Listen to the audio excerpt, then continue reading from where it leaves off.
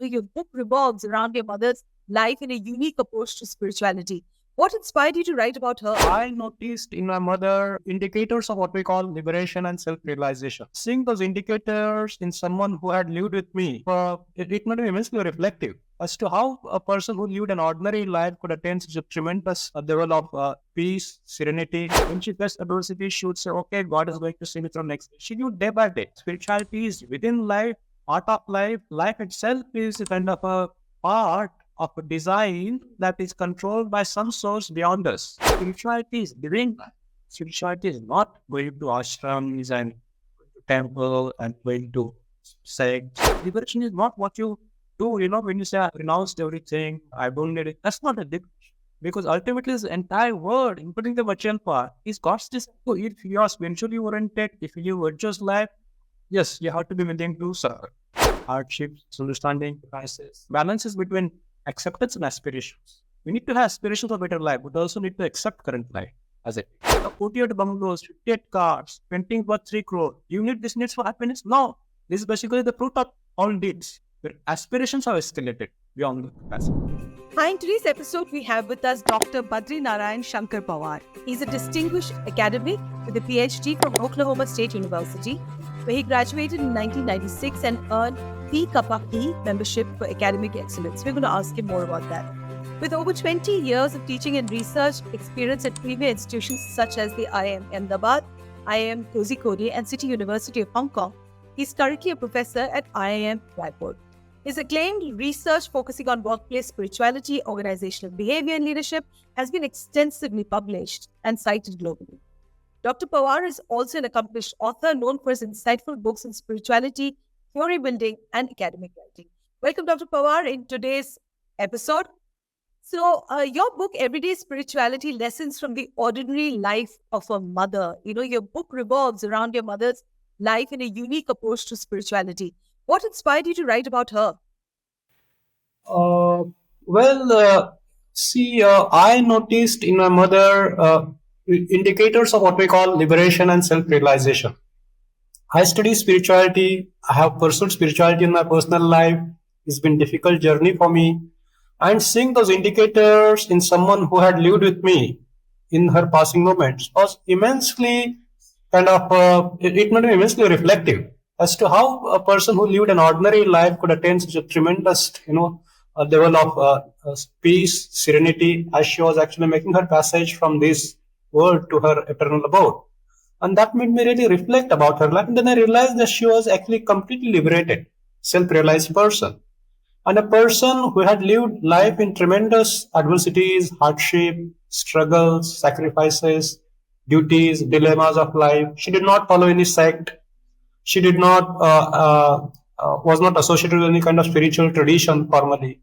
She had lived a very intense life of service, ethicality, spiritual values, and obeying God's order in everything that she did. So her way of living life was very simple. But then, when I retrospected on her life back, I said she was liberated in all phases of her life.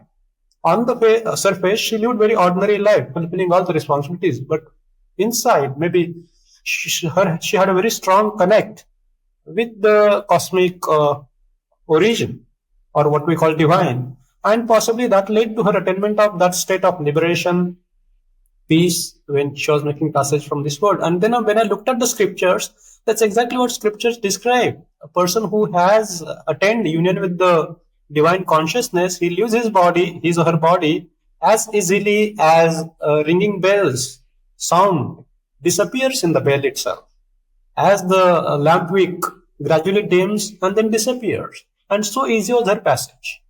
And even her last moment, she was more concerned about others than about her own body.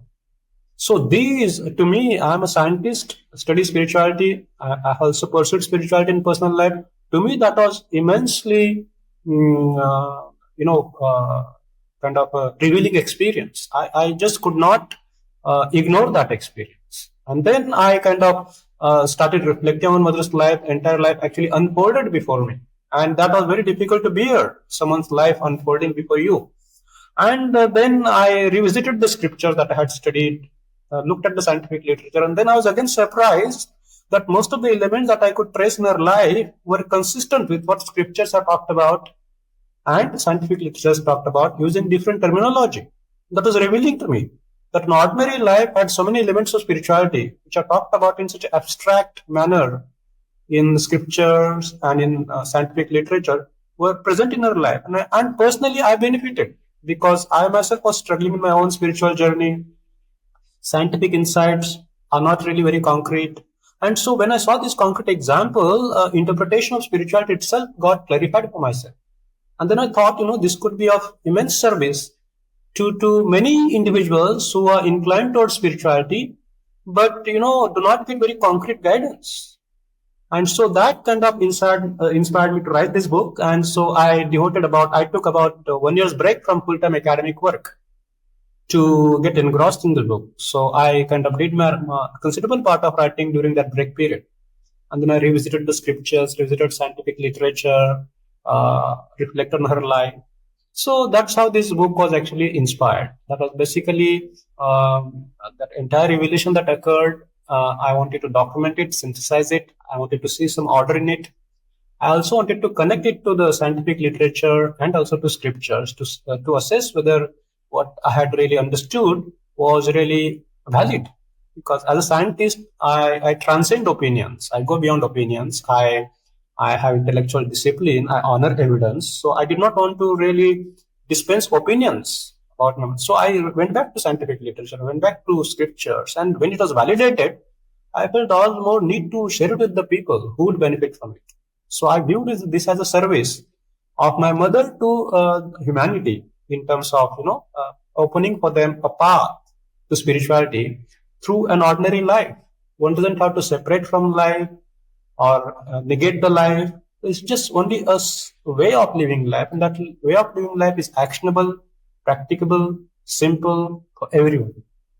So that's what actually kind of inspired me to document mother's life and spiritual lessons from it, which were personally lessons for me also. Only thing is I regretted that I could derive these lessons when I was kind of at an advanced age. Others may benefit more if they get exposed to it at an early stage. So that was a kind of an inspiration. So, Dr. Badrinarayan, the next question actually for me is this: the spirituality is often perceived as separate from daily life. जैसे अभी आपने मुझे बताया, you said that you regret the fact that you did not think about it in those years, that it took you after our passing that you reflected back. So how does one, how does your book challenge this notion that spirituality is perceived as separate from daily life? Yeah, that's a central message. One of the themes in the book is that spirituality is not something different from life. Spirituality is within life, part of life, and so it outlines that life itself is a kind of a part of a design that is controlled by some source beyond us. We call it maybe a higher order, a cosmic force, the divine, the God. These are labels, right? But it points out that life is basically part of that larger design. And realizing the design, acknowledging the design, developing an awareness of design requires living life according to that design. There is no other way of comprehending that design. And that's what self-realization is, realizing oneself as a part of that design. That's the reality. And acknowledging that reality, understanding that reality, which is what we call self-realization or enlightenment or illumination, is basically living life in accordance with that design, not in according to one's own wish. And so this book points out that life is part of that design. Denying life, negating life, separating life from the design is not the way of attaining self-knowledge or knowledge of the design or enlightenment. So it's basically living life in a particular way, not negating life. That's what the book's central message is, because this entire life that we have, the duties, obligations, our own limitations, capacities, these are beyond our control. My intelligence, for example, was not designed by me. It was God ordained. My constraints were not designed by me. Many events in my life don't happen as per my wish. It's the illusion that we carry, that it's my effort, that I have done it, that this has happened. And spirituality is simply transcending these illusions and acknowledging that higher force and understanding that one is part of that larger design, and then conducting oneself in day-to-day functioning in accordance with the design's principles. And so this book points out what are these principles. So, who's the central person, the mother or Bai in it, And what everyday spirituality aspects were reflected in the ordinary life of Bai? Tell us that. Some of the things that maybe many of us overlook, Dr. Badrinarayan, and that you noticed. Can you tell a little bit about that? So you see, this central person, Bai, was a very distinct kind of individual. She was born in a very poor family and kind of family which had lost the only earning member, male earning member, her father at very early age. No home of one's own, house of one's own, no agricultural land, no property, no resourceful relatives. And so two ladies, her mother and herself, providing for the livelihood of entire family, not literate. And that was her childhood. Then married into another poor family, again in another village, and again kind of going through hardships of traditional, paternal structure of the families in old days. So going through all these hardships, and then suddenly in a middle age, she faced series of adversities, such as her husband, becoming ill, developing ill health, losing earning capacity, then lots of adversities such as losing her own daughter because of lack of access to medical treatment, uh, uh, having had responsibility of feeding family of 8 persons single-handedly, no source of income, so she had to do work like casual laborer in the field, sometimes hammering stones in the quarry, cooking in the kitchen for about 100 students of a hostel. And at the same time, there were nature-created calamities such as famine for a number of years consecutively. All the source of income are actually removed. And so in such circumstances, she actually supported a family of about 8 persons. That's her middle age. Such many adversities. Then at a little advanced stage around 40, 45, when her children's families got settled, she was suddenly shifted involuntarily to a peripheral role of a dependent. And then actually from a provider of the family, from a person who had raised the entire family through series of adversities, she actually became a dependent and a person who had to then provide service as required by others. That was her actually advanced stage. And in old age, she lived alone from everyone else. And but in all these phases, she had tremendous sense of faith in God. She lived life very nobly, very virtuously, with tremendous adherence to ethics and immense sense of duty orientations. Every stage of life, she kind of identified what were her duties. She conceived the duties as God ordained. She saw God's ordering that. And while rendering every duty, she actually had a firm belief that it's God who got these things done from me. I'm not doing it. And she relinquished all the outcomes of her deeds to God. And with such a kind of life, which at every stage there was kind of for her suffering, adversities, difficulties, but in every stage of life, she had sense of peace, serenity, service orientation, duty orientation. And with such a successive stage of kind of sacrifices, when she reached old stage, she could, with tremendous detachment, serenity, see the decline in her physical capabilities, emergence of ailments, ultimately visualizing that there's going to be a moment where this everything has to be kind of left behind, including body. She could look at this with tremendous sense of detachment, liberation, peace, and sense of acceptance. She was very patiently waiting for her kind of passage to return the boat with full awareness. So for her, it was not really death. It was basically going from this part of the world to another part of the world. So much at peace she was. And till the last moment, she was still discovering service avenues for her, including her moments very close to her passing from this planet. So this is kind of an individual, and this individual was not literate. She acquired literacy at the age of 65. She was not follower of any sect. She had many ways of connecting to the divine, and there were very simple ways, such as chanting God's name, murmuring God's name, remembering God, reaffirming faith in God, seeking God's help in prayers, telling herself repeatedly that God got things done through me. When she faced adversity, she would say, "Okay, God is going to see me through next day." She knew day by day. So much was kind of so many difficulties were there for her. She used to say, "I'm thankful to God that He has seen me through today. Tomorrow He would see me through."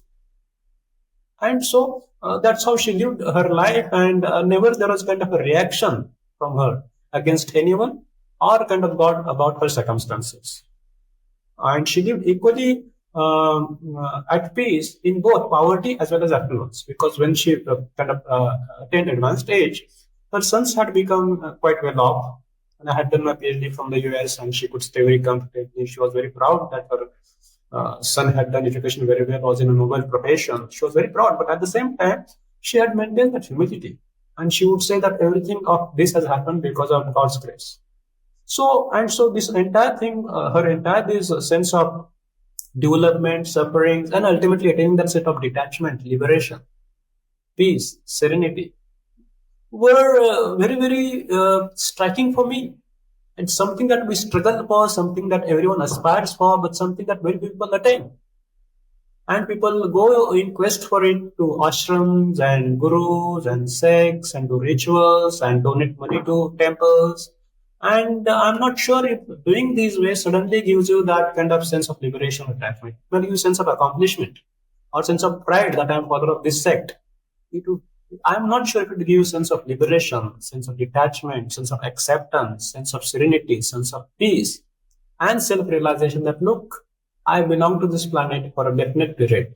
I belong to somewhere else where also there is possibly existence of some sort. That sense of acceptance.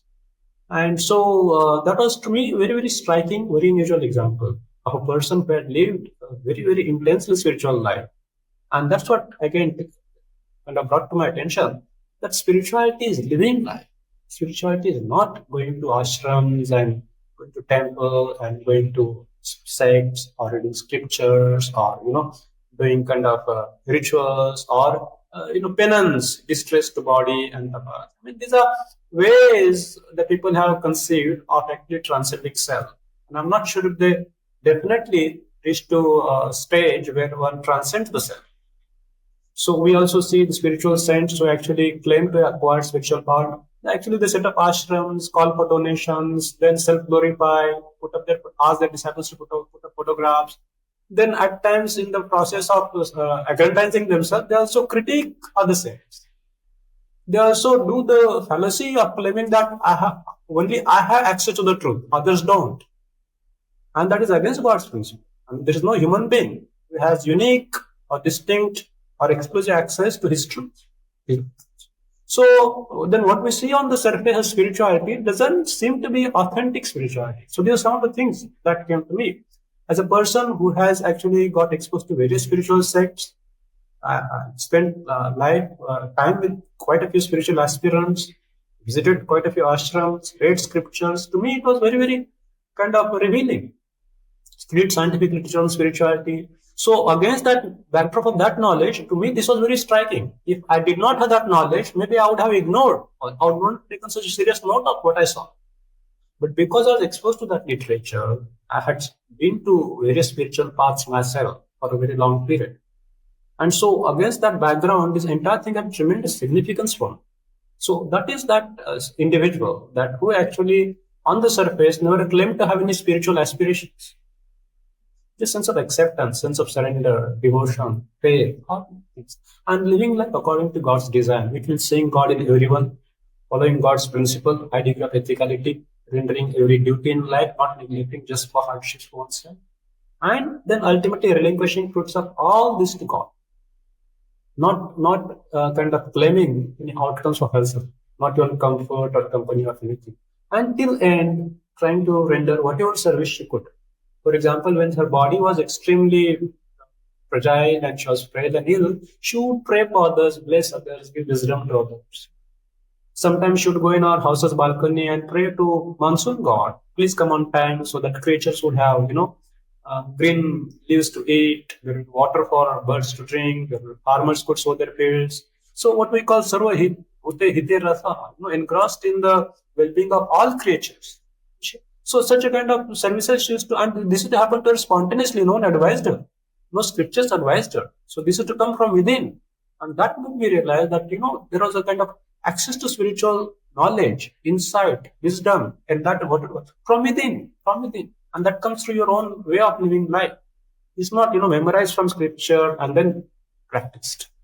That's possibly not the way of doing it. So, to me, it was basically once you start living life in accordance with that design, spiritual wisdom unfolds naturally within. And that's God's design again. It's God who has created the material world, it's God who has created the spiritual world. There is nothing else in it. So when you live material life in accordance with the spiritual principles, the spiritual wisdom naturally emerges. So that is what I actually realized from it. So this was this person which gave me these insights, this wisdom, brought me out of that confusion that I had with me from the blend of my own pursuit of spirituality, my reading of scriptures, my reading of scientific literature. All these to me was not really clarifying, because ultimately we know our experience. I'm practicing, pursuing spirituality so intensely, with such a tremendous austerities, such a tremendous spirit of sacrifice. It falls in line with what they describe as karma yoga, or scientific literature describes as transcendence. But still, in an experience, no, I don't have that spiritual kind of wisdom. I don't have that tranquility. I was aware of it. And then in front of me, there is a person who has all this. And this person never actually studied scientific literature, never studied scientific scriptures for understanding it, studied as a matter of faith, possibly, and never had a kind of distinct quest for spirituality. She lived her life.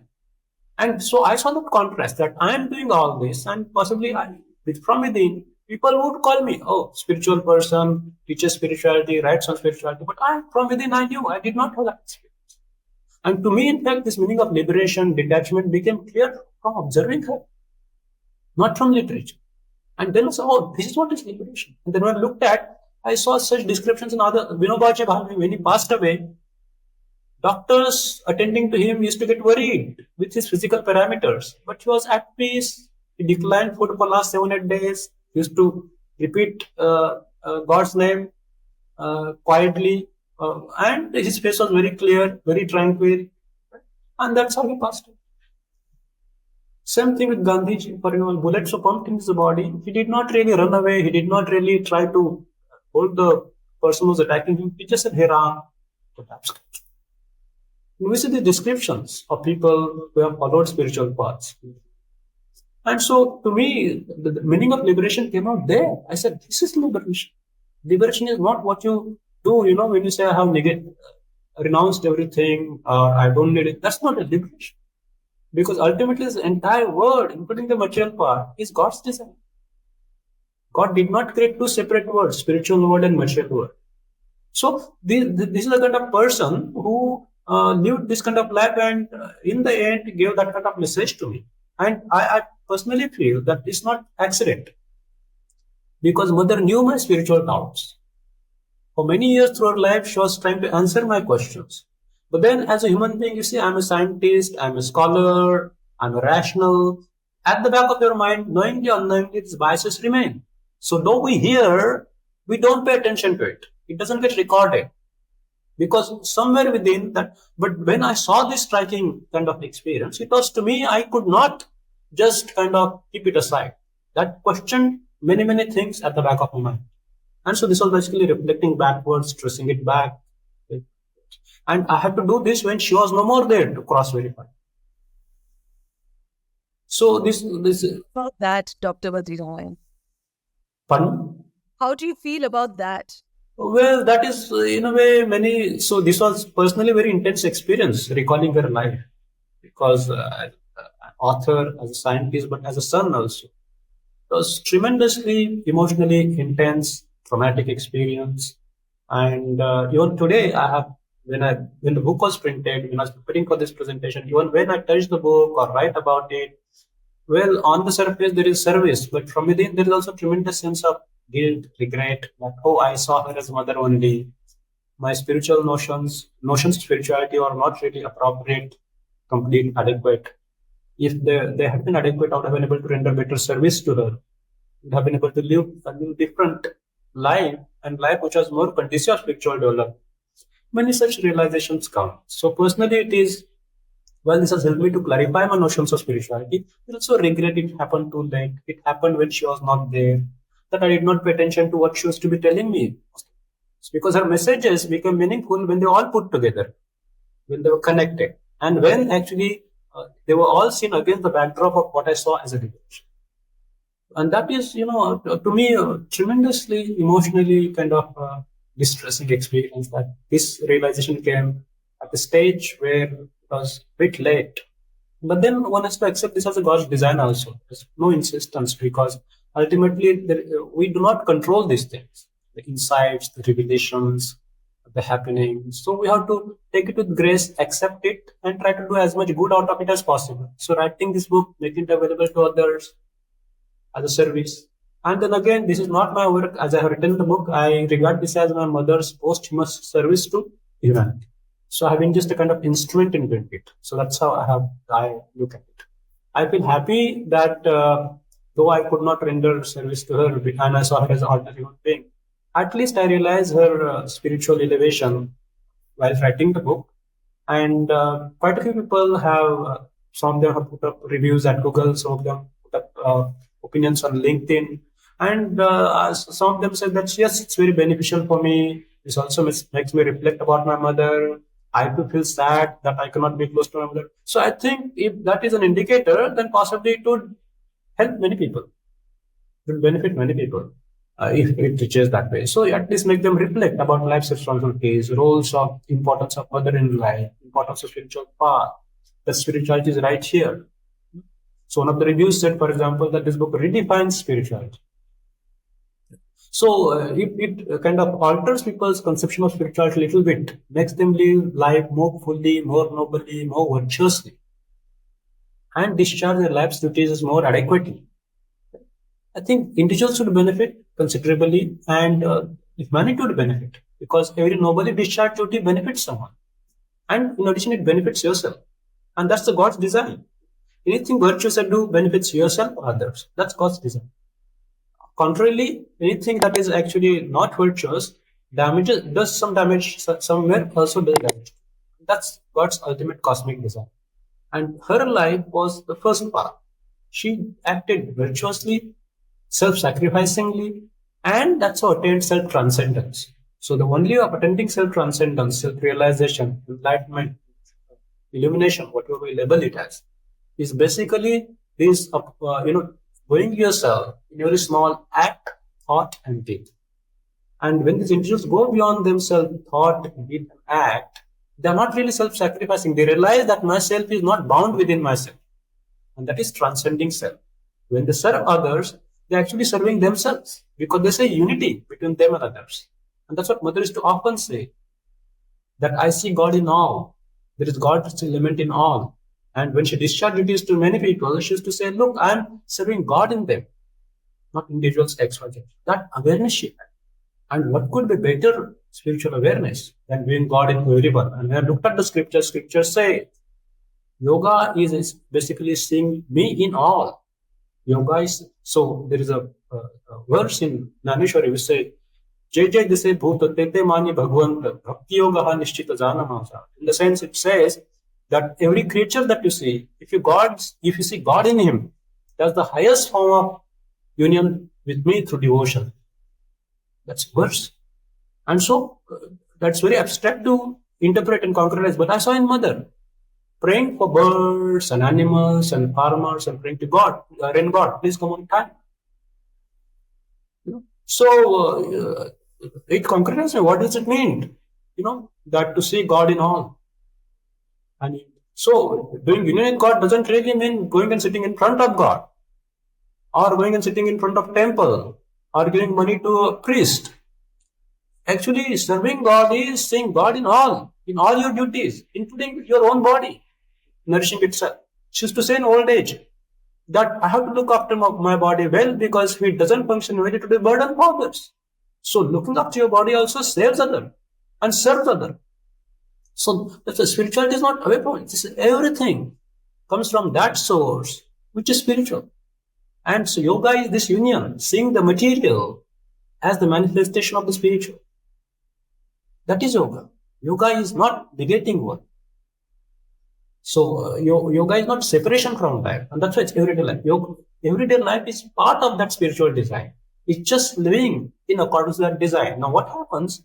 Many people do not understand that design. And that's why they have to do spiritual practices. They have to go to priest, tell me. They have to go to scriptures to understand it. And some people understand it but don't have capacity to live by it. And so mother had both. She had understood it innately and she had the capacity to live by it. And so many spiritual practices are basically in the service of either acknowledging that design or developing capacity to live by it. And unfortunately, though, when people go to seek that knowledge, they may go to individuals who may not have it, but may claim to have it. For example, priests, spiritual gurus.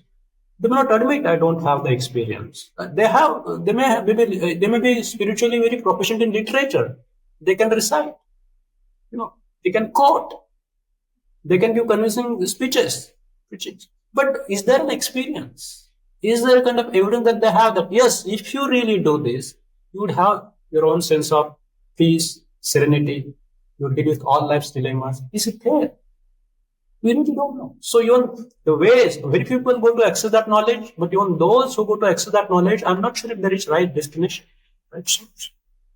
So these many kind of realizations led to writing this book very concretely, bringing out this very concrete life of an individual who was ordinary in many ways on the surface. Many ways. And most of the people are better placed to practice these things than she was. Amazing. So, Dr. Badrinarayan, just tell me, with obviously there is a spiritual light inside you to recognize that. And a lot of people may not even recognize the side to her, right?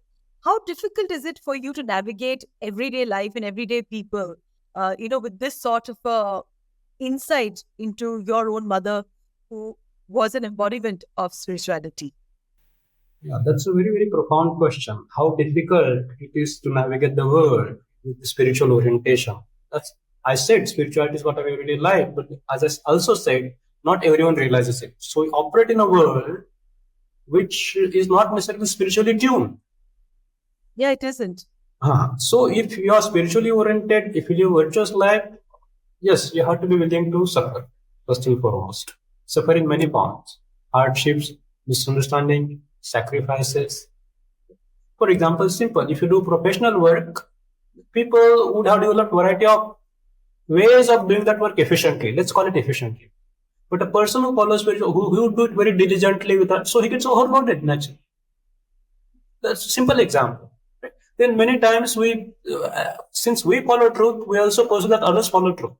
And so we trust people, what they say, and then possibly it doesn't, then you realize, oh, it's not, so many such sufferings happen. I'm just giving a couple of examples. So when you live on the spiritual path in world today, which is so materially oriented, then sufferings become a part of life. But then ultimately, having some kind of endurance, willingness to suffer, accept hardships, reaffirming faith in God, some kind of tolerance for others' infractions of ethicality, that is immensely required. So there is a kind of an abhanga, something Tukaramji says. He says, if a sacred person is among profane persons, he's like a cow in a pack of tigers. So that's an extreme form. So if a spiritually oriented person lives among persons who are not spiritually oriented, then it would be a cow. They can actually, it will be prey for them, it will be feast for them. Extreme form. In not so extreme form, yes, you have to then take extra work. You have to be willing to get deceived for your own fault of trusting others. And then a lot of restrictions come on your life. That also happens because every time there is advertisements, buy this, not. So you have to protect yourself because these are pathways to actually getting entangled into a variety of plans ultimately. And that's where indulgence might come in, luxury orientation might come in, and service orientation might weaken. So there is another trap in life that though I said material is the reflection of transcendent, there is an inbuilt opposition between the two. So the indulgence actually takes you away from the transcendence. And this is what scriptures tell you often. This is so difficult, Dr. Badrinarayan, in today's times because you're constantly bombarded with indulgence. Yes, it is so easily available. It is so strongly advertised. And so inducements are very strong. Not only sometimes it becomes social necessity to survive in society. Yes. So and therefore this becomes all the more necessary. This kind of this spiritual awareness, because it's today very difficult to even separate from it, isolate from it. You suffer in many ways, and sometimes survival becomes difficult because you have to have some utilities just to survive. So luxuries have become necessities. Ironically, luxuries have become necessities, and that's so the material world is intensifying. Success orientation is competition is increasing, and how to beat competition, people are getting trained also. The industry has gone to that extent. So, and see these processes: purification of mind and contamination of mind, illumination and illusion, spiritual transcendence and self-degeneration. These are opposite processes and all depend on action. Actions would result in mind purification or mind contamination, illumination or illusion, and spiritual self-transcendence or self-orientation. And so only actions, and these actions which are kind of induced by material world today, luxuries, comforts, comparisons, success, monetization, incentives, non-material objectives, they create tremendous potential for this opposite direction. But what can a person do without money? You can't even have access to good healthcare if you don't have money. Yes. He is energy at the end of the day, Dr. Badrinarayan. You cannot, you can't run away from it. Correct. But there are also ways of, you're right, we need. But then how we earn money and how we spend money, that's an important part. Yes. For example, doing one's work diligently, working extra hard, earning money, and earning how much, that is also important. Yes, we need healthcare, as you correctly said. We need food. But then what also happens in life is there is escalation of aspirations. Escalation of aspirations. So, and this is where the very important message that the book brings out. It points out that yes, you need to have progress, you need to have determination, you need to have industriousness, you need to have kind of positive direction of life, but there is still balance. So balance is between acceptance and aspirations. We need to have aspirations for better life, but also need to accept current life as it is. Accept with gratitude also. Life is so precious because without life there is nothing can you enjoy. Absolutely, and so money is energy also. So acceptance and as I said, aspirations. Second is yes, one has to be industrious, work period, but at the same time one also has to have faith. That it's not I alone who does the thing. Yeah, absolutely. So acceptance and then aspiration and acceptance, industriousness and faith, determination and contentment. Yes, I have determination. I have to buy this, have this, but also contentment, whatever is there. And ultimately, life itself is such a precious thing. Immense reasons to be content with. So contentment and determination. Courage. Yes, if we really want to have things in life, yes, there will be difficulties, obstacles. We need to have courage, but at the same time, humility. Yes, accept. I cannot. So courage, humility.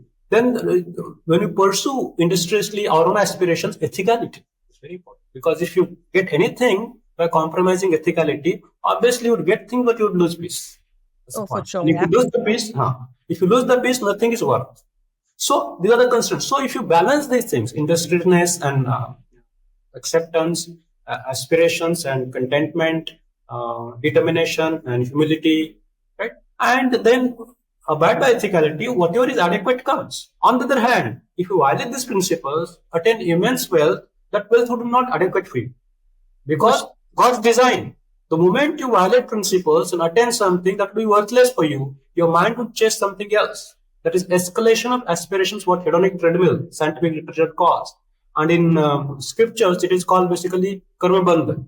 When you do act, its bondage occurs. And bondage occurs through intensification of ego, intensification of desire. And that's why you see people who engage in lots of frauds, thousands of crores. There are 48 bungalows, 58 cars, paintings worth 3 crore. Do you need these needs for happiness? No. This is basically the fruit of all deeds. Their aspirations have escalated beyond the capacity. And these are real life examples. Look at some of the fraudsters, property that was disclosed after they, kind of left the country. I was amazed, they have, bungalows in so many countries. They have so many cars. The paintings are worth so many crores. And if they were seeking happiness in that possibly, so this another side to money. Yes, we need. But how much we need depends on what we did. If we have engaged in all deeds, we need lots of money to be happy, and that doesn't give happiness. If you follow it's God's principles, adequate money you get, and that also gives happiness. So that's very difficult to realize. I have realized it because I have lived in affluent society like US. When I came to India, my salary was a small fraction of. I have lived in affluent society. I had opportunity to access every kind of affluence. I have seen that life also. I have seen immense poverty in my childhood, in my own family. I have myself struggled. I used to bicycle 30, 35 kilometers every day, work 8 hour shift on a shop floor as an engineer, and in the evening attend classes. I've been through that hardship. I've seen affluence, and I've seen many lifestyles. And I also seen both peace as well as agitation from within. So yes, money is required, but then the important point is how much. And as I mentioned, if you violate some of these principles, no matter how much you have, it would not be adequate. And if you follow these principles, whatever you get, you definitely get, as God's design also. Whoever work honestly with industriousness would get adequate for his basic needs. That's God's design. That's God's design. When you one has to have patience, I have seen my mother's life. Day-to-day feeding family. There is no source of employment. There is famine. Agriculture is no more being cultivated. Cattle have to be sold off. And there's nothing. And then somehow the family is fed through efforts, and not one day, 2 days, years. And not a minor violation of ethical principle. I've seen this evidence in front of me. Every day praying to God, thank God you have given me livelihood today. Oh I'm my sure you will give me tomorrow. And yes, He gives. It's God's word. And so you're right. We need money. But then the question is how much? And that how much depends on how you work. If you work in a manner that is against divine principles, you would get lots of money, but it would not be adequate. And That's so much so that to get that more money, you would engage in acts like, as you saw, frauds, etc. And you read some of the news in the people who engage in these frauds. If you look at the property disclosure after they went away and when actually it was seized, etc. It's amazing. One gets surprised, is this what happiness is? Are they? And then it becomes very understandable as to why they engage in fraud. No, because their aspirations are escalated. At the same time, ethical balance is lost. So for them, fraud is not fraud. Possibly it gives them sense of mastery. And that's extreme form of illusion, going away from illusion, and that's shaped by their own actions. As I said, actions would take you either in the direction of illumination or illusion, mind contamination or mind purification. And this extreme form of mind contamination, a conception that I need 60 cars, 50 bungalows, paintings worth 6 crore rupees to have, and that's God's design. That every act that you do, and that's what it said in scriptures, we call it Ishwar resides within you, Antaratma. Everything is recorded. And the design is such that every act either purifies you or contaminates you. So there is design built in. What a beautiful line you said, Ishwar in Antaratma. That we forget so easily, that there is an Ishwar in every Antaratma that you interact with on an everyday basis. Amazing. Please, can you read to me one passage from the book? No, not a very long one, but a short one, if you have Uh, with you. well, I think there are many passages in the book, but what I could do is I could just kind of show you, if you see here, You cover could. page image. Please tell me a little bit about the cover. There is Yeah. obviously the butterfly, which is the metamorphosis. So you see, when I received this book's cover, initially I expressed my reservations about it. I said, look, this cover page, I would have preferred something different, like a moon, a river, a white color at the top, so to indicate mother's life was at peace. So I did not comprehend. But then, when the book was printed, and when I was writing again about the book, consolidating, synthesizing my thought, because I said writing is one part, but I'm still with the book. And it suddenly came to me, yes, this book's cover page is extremely strong expression of book's message. And what it tells you, there is a lady who's working in a very, very impoverished kind of kitchen with very rudimentary kind of things around her. And there is a child here who is wearing tie and well dressed, and she's kind of guiding him. At the top, there is a hay, and there are some wilted trees, dried up trees, and there are butterflies. So when suddenly it dawned upon me, I said, oh, what does it tell me? So I said, it tells me that if you actually do all the menial tasks, difficult duties, suffer all the hardship of life, but see noble purpose in it, such as, encouraging someone to do education and encouraging him to use his education nobly. At the same time, while doing all this in the world, if your mind, your brain, your head remains connected with the higher order, then you go through these hardships as trees go. They suffer heat, they suffer rain without complaining. They accept it as nature's design. Same thing happens. So we accept all hardships, sufferings, adversities without complaint. We surrender it to God. And then you also accept life's decline, loss of physical capabilities, aging, emergence of ailments, and ultimately death, as easily as trees accept. They never complain. They give flowers, they give leaves, but when the season comes, they very gracefully wilt and dry up and stand there quietly. So that's the message. And then you also leave this world as easily as butterflies leave. That's on the top. That's one message I got. And then when you live this life, peace comes to you as easily as butterflies come and sit on your shoulder. And the peace would not come by chasing it, which means peace would not come by from going outside this life. You have to see purpose, meaning, order, and duty in whatever circumstances you are, and do something noble while keeping your mind connected to divine order. Seek divine order in all this rather than saying yourself as a doer. That's the message I got from the cover page, and it was extremely riveting to me. And I wrote to the publisher saying that, oh, this cover is extremely meaningful, and I need to really thank the person. And you see, it's God's design. I never interacted with the designer of the cover page. It's God's design that you're doing something noble. It inspires someone else to put it in right way.